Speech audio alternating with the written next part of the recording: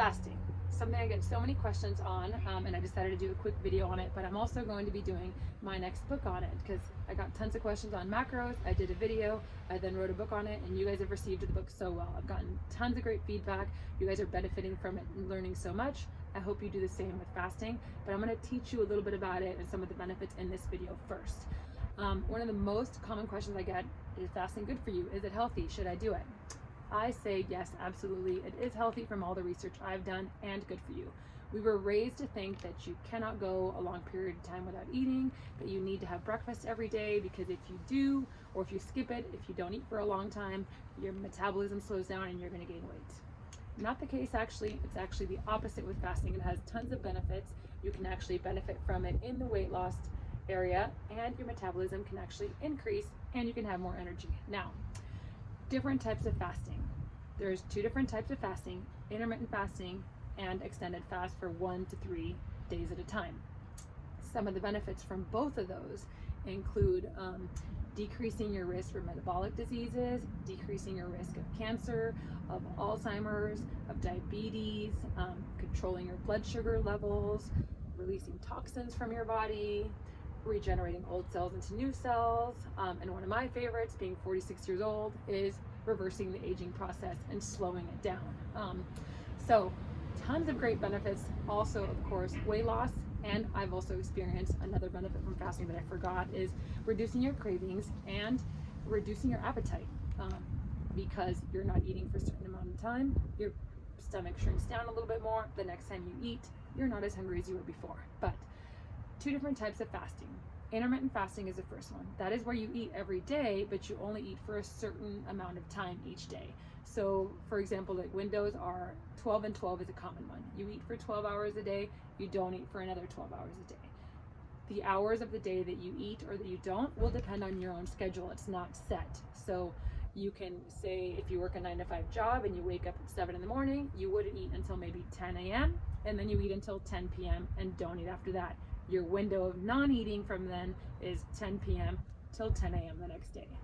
That's a common one that people start with because it's easy, and then they can graduate to the 16 8-hour fast, which is what I usually do. So for 16 hours a day you don't eat, for 8 hours a day you do eat. Again, the window depends on your schedule. Mine is about 1 p.m. to 9 p.m., sometimes 2 to 10, because I stay up a lot later and I wake up later, or even if I don't wake up, I just have water, black coffee, or green tea, and I'm okay. Another much more drastic intermittent fasting window is 20 and 4. For 20 hours you don't eat, for 4 you do. And you can work up to this. Yes, it's absolutely doable. Yes, it's absolutely healthy for you as long, again, as you do it the right way. And the 20 and the 4 is what actually helps most if you're doing this for weight loss, because you're only eating for a 4-hour window a day. So of course you're going to consume less calories. You can do intermittent fasting every day, or you can do it every other day, as often as you want to, depending on the reasons you're doing it and the benefits. I'll touch more on the book, more on that topic in the book, but that gives you an idea of what intermittent fasting, is. Now, the other type of fasting, and I'm going to touch on what you can eat or drink, so don't skip out on this video after I review both types of fasting. The other type of fasting is extended fast for 24 hours to 72 hours, 1 to 3 hours at a time, 1 to 3 days at a time. So you don't eat for 24 hours up to 72 hours. Again, you can have liquids, and the 3 liquids I suggest for either intermittent fasting or extended fast are water, black coffee, or green tea. Some people say that you should be able to have diet sodas or naturally flavored sodas, or add stevia to your coffee or your green tea. And yes, you can do that, and it's not going to affect your calorie intake. It's not going to break your fast per se, especially if it's just stevia. But in my opinion, from the research I've done, it does somewhat break your fast. It triggers a little bit of insulin in your body, and it triggers hunger. When I have either stevia or any other type of artificial sweetener, I get hungrier. So I try to avoid that when I'm fasting because I don't want the hunger to come on. It's hard enough as it is to not eat, especially when you're seeing other people eat. So sticking to just water, black coffee, and green tea helps me tremendously. As far as how much you can have, you should have at least your body weight in ounces of water to properly hydrate yourself and avoid thinking that you're hungry when you're just thirsty. So if you weigh 130 pounds, you need 130 ounces of water. If you weigh 200, you're going to need 200. So the more you weigh, the more you're going to drink. Now, as far as the benefits from the 24 to 72 hour fast, from about 24 hours on, your body is in deep ketosis, somewhat related to keto, but not really, because at this point, ketosis means your body is no longer burning glucose for fuel. It's already used up all the sugars and the carbs you've given it. It's now burning stored fat for fuel. So there's your benefit. You're burning fat in your body without exercise, with just controlling your nutrition and the food that goes in. Your body is burning its stored fat for energy. Once you get to about 48 hours, your body is now into autophagy. That is the main reason I fast, and that is where you're reaching the major benefits, 48 to 72 hours. And beyond if you choose to, but I'm going to touch on that later in the book. So 48 to 72 hours, autophagy hits. That is when your body is essentially eating itself. It is using up and eating all of its old cells and creating new cells. Hence why it helps with the aging process. Autophagy is key in fighting disease. Again, like I said before, inflammation, Alzheimer's, cancer, all of that. So that's something I try to do once a month. Intermittent fasting is something I do most days of the week. Not every day, but most days.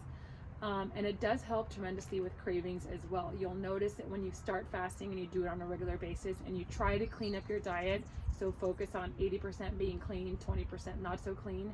And what I mean by clean is try to avoid packaged foods. It really does help the cravings for junk food, the cravings for sugar, and it does help decrease your appetite. And the reason it helps decrease your appetite is because you're not eating for an extended period of time.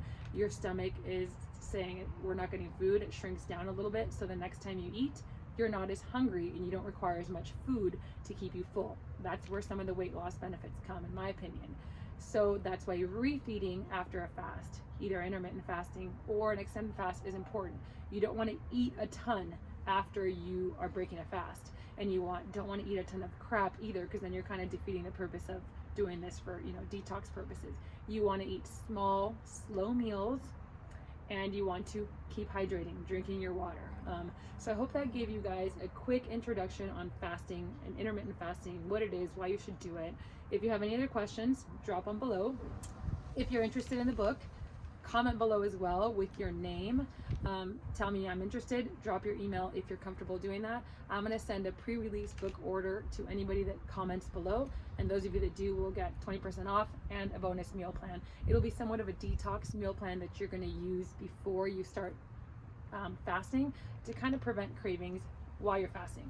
No, you're not going to be starving. It's going to have 5 to 6 meals a day, but it's kind of going to help you detox before you fast and help you a little bit more. So thank you for listening. I hope you guys learned something. Questions, comments, or if you're going to be interested in the book, below. Have a great, beautiful day. And remember, food is fuel. Immunities will definitely improve with fasting, and it will definitely improve with cutting out the packaged foods and trying to focus on eating foods that are grown, eating foods that are clean, eating foods that don't have a bunch of ingredients we can't pronounce in them. Got it? All right. Gonna check out. Hope that helped.